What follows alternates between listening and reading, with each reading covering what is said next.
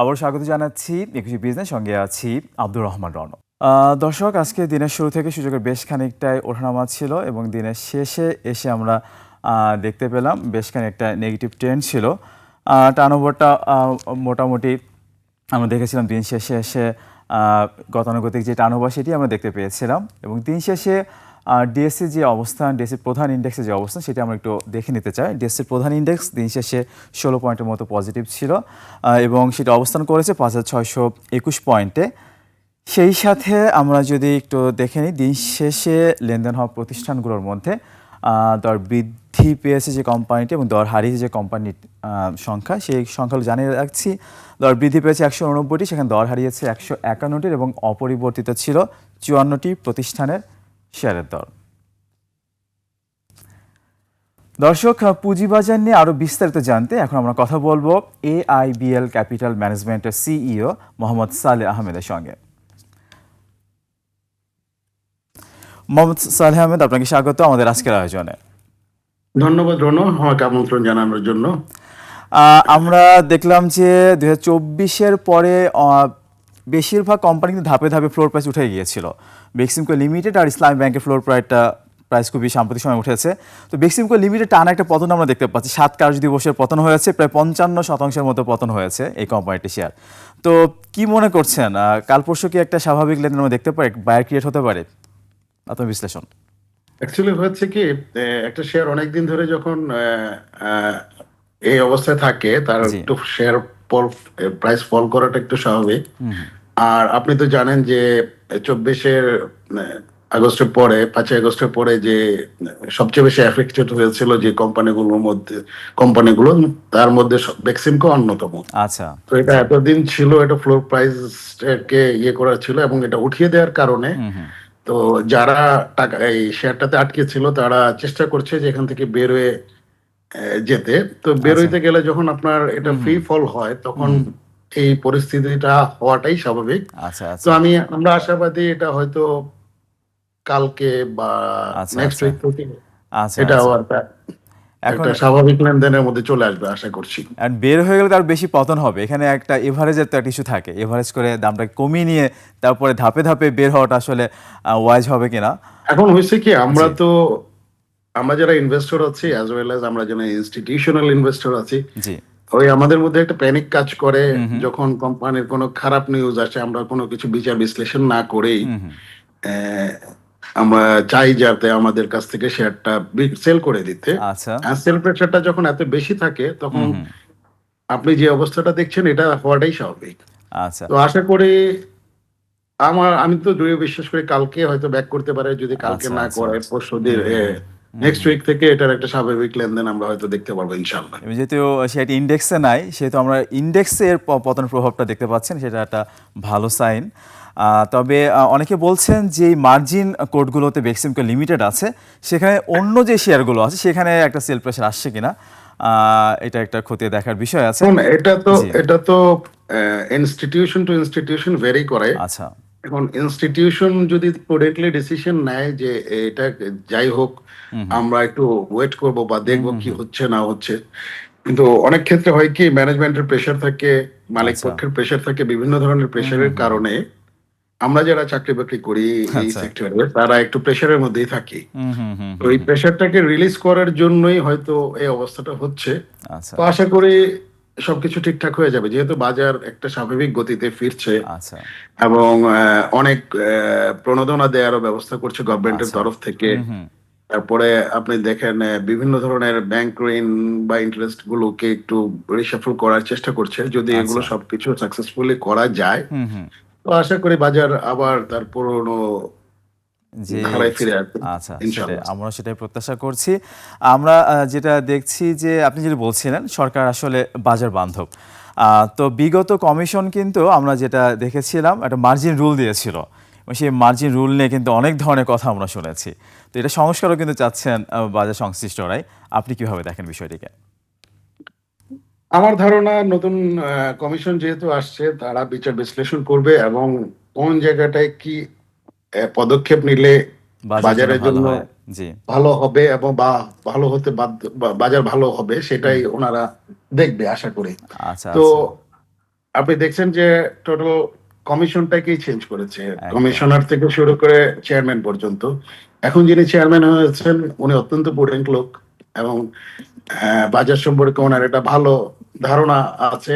জি, তো আমরা আশা করছি যে ওনার নেতৃত্বে বাজারটা ভালো জায়গায় যাবে ইনশাল্লাহ। অবশ্যই আমরা সেটা প্রত্যাশা করি। অনেক ক্যাপাবল একজন পারসন বাজারের জন্য অবশ্যই।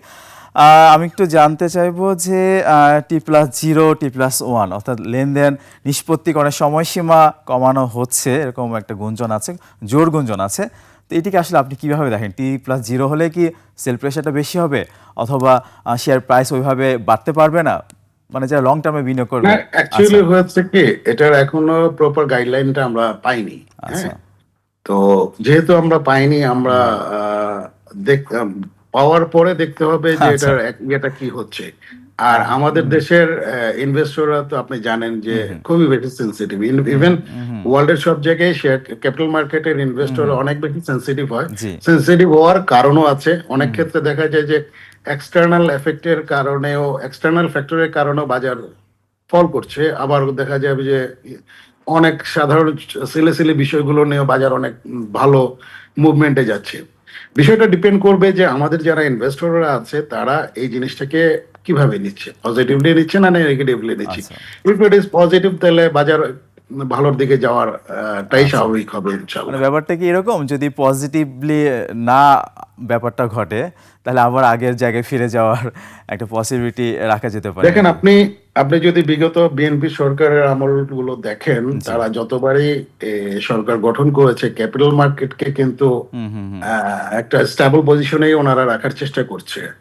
তো আমি এবারও আশাবাদী যে এটা একটা পজিটিভ ট্রেন্ডেই থাকবে, এবং আহামরি কোনো যদি এক্সটার্নাল ফ্যাক্টর না থাকে, বাজারটা একটা ন্যাচারাল মুভমেন্ট পায়, তাহলে বাজারটা ভালো হবে ইনশাল্লাহ।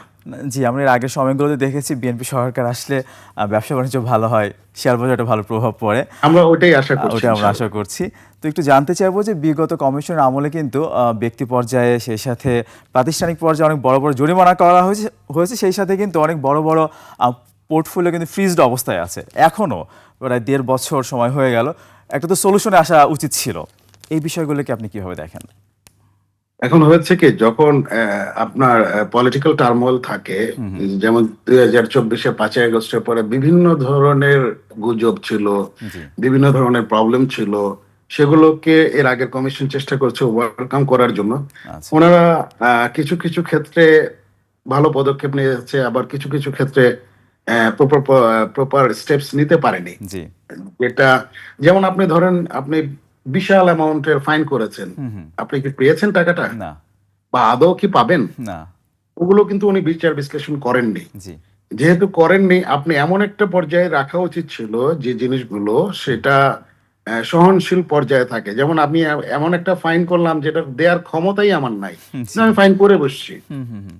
তো আপনি তো আমাকে দেখতে হবে যে আমার আদৌ ক্যাপাবিলিটি আছে কিনা ওই ফাইনটা পরিশোধ করার, বা ওই ফাইনটাকে এন্টারটেইন করার জন্য। যেহেতু ওনারা অনেক কিছু বিচার বিশ্লেষণ করেননি, এক একজনকে 1,000 অনেক টাকার ফাইন করেছে, সেটাই। এবং যেটা সেই খবরে বাজারও যেটা ফল করেছিল। ইরেশনাল ছিল। জি, ইরেশনাল ছিল, এবং ওই কারণে বাজার খালি ফলের দিকেই গেছে। আপনি জি। দেখবেন খালি ডাউন ট্রেন্ডেই ছিল। হুম, হুম, হুম। তো আপনাকে সবসময় রেশনাল হতে হবে। রেশনাল না হলে হবে কি, আপনি যত ভালো কাজই করেন না কেন, at the end of the day তে আপনি ওটার থেকে কোনো ফ্রুটফুল রেজাল্ট আপনি পাবেন না। আচ্ছা, আচ্ছা।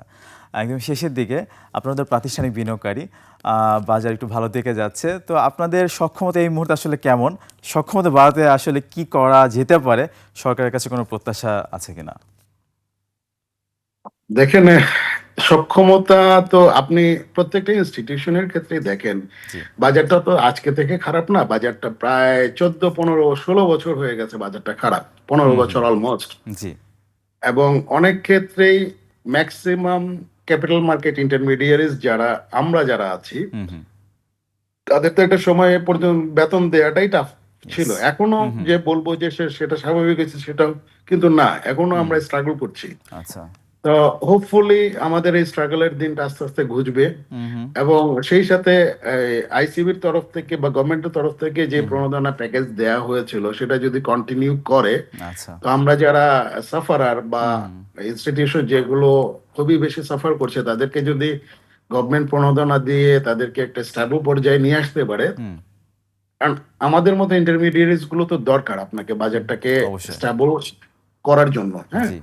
তো আমাদেরকে যদি সেই সুযোগটা দেয়া হয়, আমরা বাঁচলে ইনভেস্টররা বাঁচবে, ইনভেস্টররা বাঁচলে দেশের ইকোনমি হুম, হুম, মানে অনেক কিছুই ফ্রুটফুল রিলেটেড রেজাল্ট পাওয়া বিষয়গুলো। যাবে এর থেকে। সেটা আমরা প্রত্যাশা টোটালি করব। কোরিলেটেড, হ্যাঁ? জি, হ্যাঁ। যে আপনারা বাঁচবেন, প্রাতিষ্ঠানিক বিনিয়োগকারীরা বাঁচবে, তাহলে বাজারও আসলে আমরা একটা অন্য একটা ফরম্যাটে দেখতে পাবো। একটা গতিশীল বাজার আমরা দেখতে পাবো। সেই সেই সাথে প্রত্যাশা। কিন্তু আপনাদেরও জি, দিনকাল চেঞ্জ হবে ইনশাআল্লাহ। আচ্ছা ইনশাআল্লাহ অবশ্যই। অনেক ধন্যবাদ। ভালো থাকবেন। Thank you very much. ভালো থাকবেন। দর্শক, এতক্ষণ আমরা পুঁজিবাজার পরিস্থিতি নিয়ে কথা বলছিলাম এআইবিএল ক্যাপিটাল ম্যানেজমেন্টের সিইও মোহাম্মদ সালেহ আহমেদের সঙ্গে। দর্শক, এবার নিচ্ছি আরও একটা বিরতি। বিরতির পরে দেশ বিদেশের ব্যবসা বাণিজ্য, অর্থনীতির নানা খবর নিয়ে আসছেন মার্জিয়া প্রেয়সী। সঙ্গে থাকুন।